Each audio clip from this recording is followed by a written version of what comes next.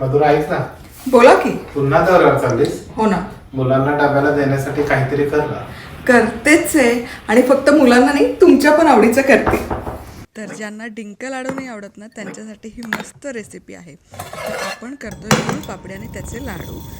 सगळ्यात आधी खसखस भाजून घ्यायची. भाजलेली खसखस काढून तीळही भाजून घ्यायचं, तेही बाजूला काढायचे. आता सुकं किसलेलं खोबरं खरपूस भाजून घ्यायचं.